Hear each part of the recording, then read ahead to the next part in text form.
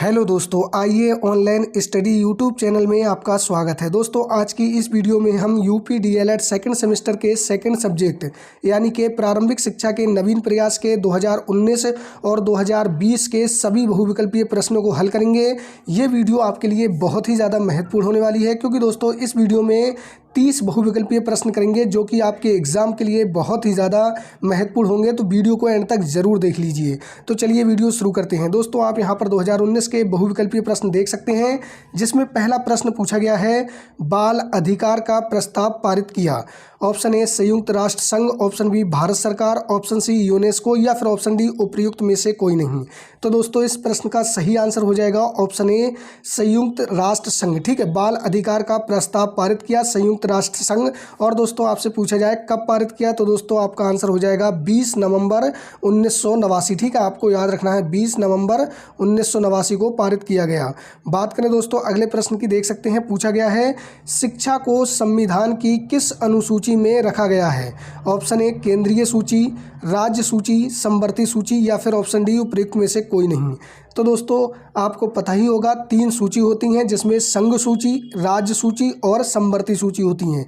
शिक्षा पहले राज्य सूची का विषय था, लेकिन दोस्तों 1976 ईस्वी में शिक्षा को समवर्ती सूची में स्थान दिया गया। तो इसका जो सही आंसर होगा वो ऑप्शन सी हो जाएगा, समवर्ती सूची। ठीक है दोस्तों, आपको याद रखना है समवर्ती सूची के अंतर्गत केंद्र व राज्य सरकार दोनों को कानून बनाने का अधिकार है। ठीक है, बात करें अगले प्रश्न की, देख सकते हैं प्रश्न नंबर 3 पूछा गया है, भारत में आधुनिक शिक्षा का जन्मदाता किसे माना जाता है। तो दोस्तों इस प्रश्न का आंसर आपको पता ही होगा, क्योंकि दोस्तों ये प्रश्न काफ़ी बार रिपीट हुआ है। तो दोस्तों इस प्रश्न का सही आंसर हो जाएगा ऑप्शन ए चार्ल्स ग्रांट। ठीक है, अगला प्रश्न पूछा गया है, निःशुल्क और अनिवार्य शिक्षा का अधिकार अधिनियम 2009 किस अनुच्छेद के द्वारा बनाया गया है। तो इस प्रश्न का सही आंसर हो जाएगा ऑप्शन ए अनुच्छेद 21 का। आपको याद रखना है निःशुल्क एवं अनिवार्य बाल शिक्षा अधिकार अधिनियम 4 अगस्त 2009 को भारत सरकार द्वारा पारित किया गया। दोस्तों अनुच्छेद 21 का के अंतर्गत 6 से 14 वर्ष की आयु के सभी बच्चों को मुफ्त और अनिवार्य शिक्षा प्राप्त करने का अधिकार है। ऑप्शन ए आपका सही आंसर हो जाएगा अनुच्छेद 21 का। ठीक है, आपको याद रखना है। बात करें दोस्तों अगले प्रश्न की, देख सकते हैं पूछा गया है प्रश्न नंबर 5, वुड का घोषणा पत्र किस वर्ष आया। तो दोस्तों ये क्वेश्चन आपको अब रट चुका होगा, क्योंकि दोस्तों ये क्वेश्चन बहुत ही ज़्यादा बार पूछा गया है। इस क्वेश्चन का जो राइट आंसर होगा वो हो जाएगा ऑप्शन सी 1854। ठीक है दोस्तों, आपको याद रखना है वुड के घोषणा पत्र को भारतीय शिक्षा का मैग्ना कार्टा भी कहा जाता है। ठीक है, बात करें अगले प्रश्न की, देख सकते हैं पूछा गया है, देश के प्रत्येक जनपद में डाइट की स्थापना की संस्तुति किस राष्ट्रीय शिक्षा नीति के तहत की गई थी।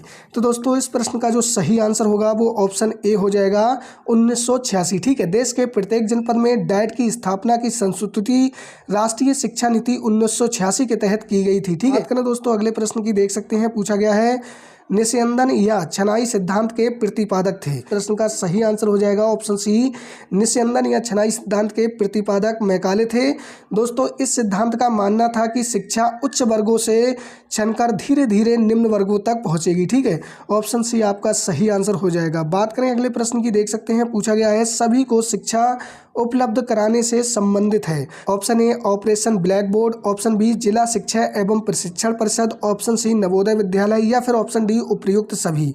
तो दोस्तों इस प्रश्न का सही आंसर हो जाएगा ऑप्शन डी उपर्युक्त सभी। ठीक है, सभी को शिक्षा उपलब्ध कराने से संबंधित है ऑपरेशन ब्लैक बोर्ड, जिला शिक्षा एवं प्रशिक्षण परिषद, ऑप्शन सी नवोदय विद्यालय। ये तीनों हो जाएंगे, तो ऑप्शन डी आपका सही आंसर हो जाएगा उपर्युक्त सभी। ठीक है, बात करें दोस्तों अगले प्रश्न की, पूछा गया है, ह्रास की समस्या से क्या आशय है। कक्षा में अनियमित उपस्थिति, बच्चों का अनुत्तीर्ण हो जाना, बीच में ही विद्यालय छोड़कर बच्चों का चला जाना या फिर ऑप्शन डी उपर्युक्त सभी। तो इस प्रश्न का सही आंसर हो जाएगा ऑप्शन सी बीच में ही विद्यालय छोड़कर बच्चों का चला जाना। ठीक है, ह्रास की समस्या से क्या आशय है, ऑप्शन सी आपका सही आंसर हो जाएगा बीच में ही विद्यालय छोड़कर बच्चों का चला जाना। बात करें दोस्तों अगले प्रश्न की, देख सकते हैं पूछा गया है, बीईपी क्या है। बेसिक शिक्षा परियोजना, जिला प्राथमिक शिक्षा कार्यक्रम, विद्यालय शिक्षा की तैयारी कार्यक्रम या फिर ऑप्शन डी इनमें से कोई नहीं। तो दोस्तों इस प्रश्न का सही आंसर हो जाएगा बेसिक शिक्षा परियोजना। ठीक है दोस्तों, आपको याद रखना है बीईपी का अर्थ होता है बेसिक एजुकेशन प्रोग्राम। ये 1994 में शुरू किया गया। बात करें दोस्तों अगले प्रश्न की, देख सकते हैं पूछा गया है, माध्याह्न भोजन योजना का उद्देश्य है।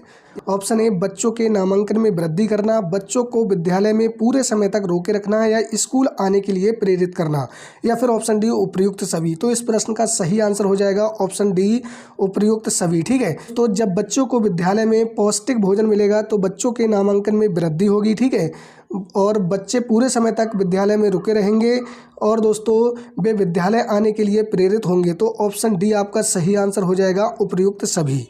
बात करें दोस्तों अगले प्रश्न की, प्रश्न नंबर 12 आप देख सकते हैं, पूछा गया है भारत सरकार ने सन 1992 में संशोधित कार्यान्वयन कार्यक्रम को कितने खंडों में बांटा है। तो दोस्तों इस प्रश्न का सही आंसर हो जाएगा ऑप्शन बी। भारत सरकार ने 1992 में संशोधित कार्यान्वयन कार्यक्रम को 23 खंडों में बांटा है। ऑप्शन बी आपका सही आंसर हो जाएगा। बात करें अगले प्रश्न की, देख सकते हैं, पूछा गया है ऑपरेशन ब्लैक बोर्ड योजना का सुझाव दिया था। तो इस प्रश्न का सही आंसर हो जाएगा राष्ट्रीय शिक्षा नीति 1986। ठीक है, ऑप्शन सी आपका सही आंसर हो जाएगा। बात करें अगले प्रश्न की, देख सकते हैं, प्रश्न नंबर 14 पूछा गया है NPEGEL में किस कक्षा की अपवंचित लड़कियों को अध्ययन करने का प्रावधान है। तो इस प्रश्न का सही आंसर हो जाएगा कक्षा 1 से लेकर 8 तक। ठीक है, ऑप्शन बी आपका सही आंसर हो जाएगा। करें दोस्तों अगले प्रश्न की, देख सकते हैं, प्रश्न नंबर 15 पूछा गया है जनशाला कार्यक्रम के अंतर्गत कौन सी संस्थाएं वित्तीय सहायता प्राप्त कर रही हैं। तो दोस्तों इस प्रश्न का सही आंसर हो जाएगा उपयुक्त सभी। ठीक है, UNDP, UNSPA, यूनिसेफ। तो ऑप्शन डी आपका सही आंसर हो जाएगा उपयुक्त सभी। बात करें दोस्तों 2020 के बहुविकल्पीय प्रश्नों की, तो यहाँ पे आप देख सकते हैं पहला प्रश्न पूछा गया है निम्न में से कौन सा अनुच्छेद अल्पसंख्यक वर्गों के हितों के संरक्षण से संबंधित है। तो दोस्तों इस प्रश्न का सही आंसर हो जाएगा ऑप्शन सी अनुच्छेद 29। ठीक है, अनुच्छेद 29 अल्पसंख्यक वर्गों के हितों के संरक्षण से संबंधित है, आपको याद रखना है। बात करें दोस्तों अगले प्रश्न की, देख सकते हैं, प्रश्न नंबर 2 में पूछा गया है 6 से 14 वर्ष तक के बच्चों की निःशुल्क व अनिवार्य शिक्षा को मौलिक अधिकार किस संविधान संशोधन द्वारा बनाया गया। तो दोस्तों इस प्रश्न का सही आंसर हो जाएगा ऑप्शन बी 86वां। ठीक है, आपको याद रखना है 86वां संविधान संशोधन अधिनियम 2002 ने भारत के संविधान में अनुच्छेद 21A को शामिल किया ताकि 6 से 14 वर्ष की आयु के सभी बच्चों को मौलिक अधिकार के रूप में निःशुल्क और अनिवार्य शिक्षा प्रदान की जा सके। ठीक है, ऑप्शन बी आपका सही आंसर हो जाएगा 86वां। बात करें दोस्तों अगले प्रश्न की, देख सकते हैं, पूछा गया है केंद्रीय सलाहकार बोर्ड किसके नाम से जाना जाता है। तो दोस्तों इस प्रश्न का सही आंसर हो जाएगा ऑप्शन बी सार्जेंट योजना के नाम से। बात करें अगले प्रश्न की, देख सकते हैं, पूछा गया है उच्च अध्ययन शिक्षा संस्थान कहाँ स्थित है, लखनऊ में, वाराणसी में, दिल्ली में या फिर प्रयागराज में। तो दोस्तों इस प्रश्न का सही आंसर हो जाएगा ऑप्शन डी प्रयागराज में, आपको याद रखना है। बात करें दोस्तों अगले प्रश्न की, देख सकते हैं, पूछा गया है शिक्षा का अधिकार अधिनियम यानी कि RTE 2009 कब लागू हुआ। तो दोस्तों इस प्रश्न का सही आंसर हो जाएगा अप्रैल 2010, ऑप्शन बी। ठीक है, शिक्षा का अधिकार अधिनियम 2009 1 अप्रैल 2010 को लागू हुआ, आपको याद रखना है। और दोस्तों आपको याद रखना है शिक्षा का अधिकार अधिनियम कब पारित हुआ।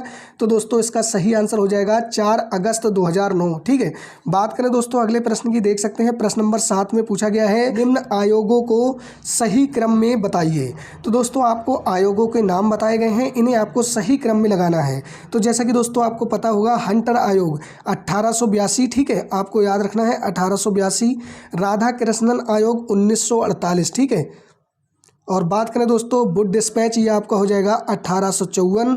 और दोस्तों कोठारी आयोग यानी कि राष्ट्रीय शिक्षा आयोग, ये आपका हो जाएगा 1964। ठीक है, तो दोस्तों अब आप इन्हें क्रम में लगाइए। तो दोस्तों आप यहाँ पर देख सकते हैं सबसे पहले वुड डिस्पैच यानी कि 1854। ठीक है, तो और उसके बाद दोस्तों आप यहाँ पर देख सकते हैं 1882 यानी कि आपका आंसर हो जाएगा 3 1। और दोस्तों उसके बाद हो जाएगा 2 यानी कि राधा कृष्णन आयोग, और उसके बाद कोठारी आयोग। ठीक है, तो आपका आंसर हो जाएगा 3 1 2 4।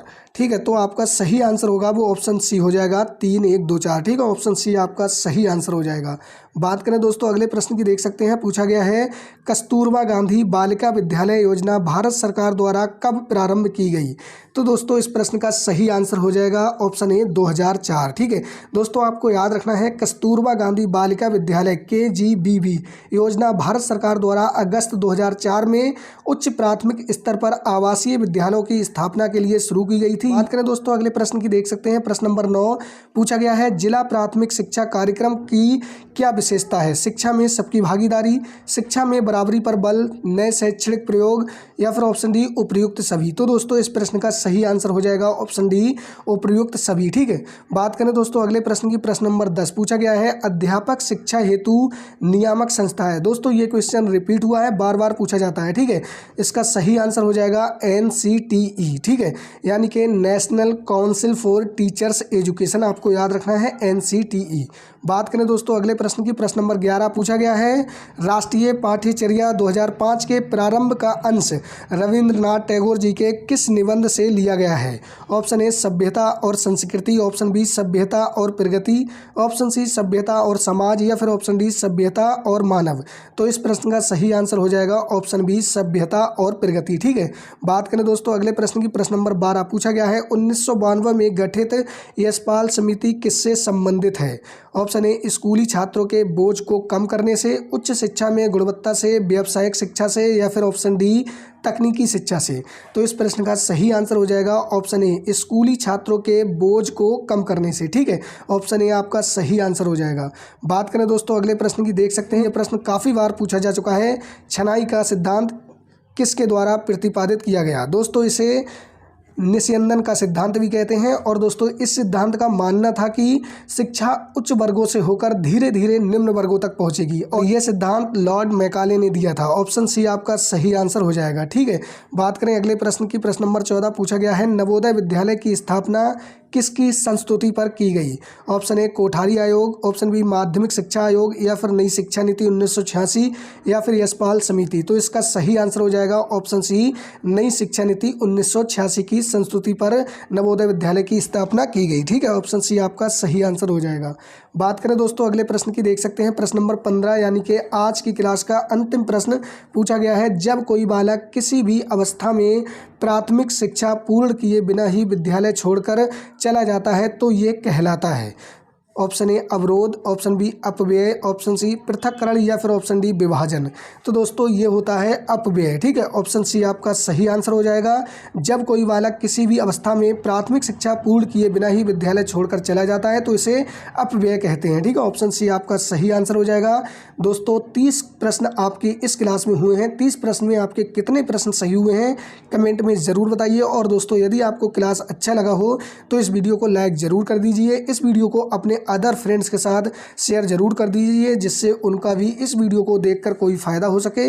और दोस्तों इस चैनल को सब्सक्राइब करके रखिएगा।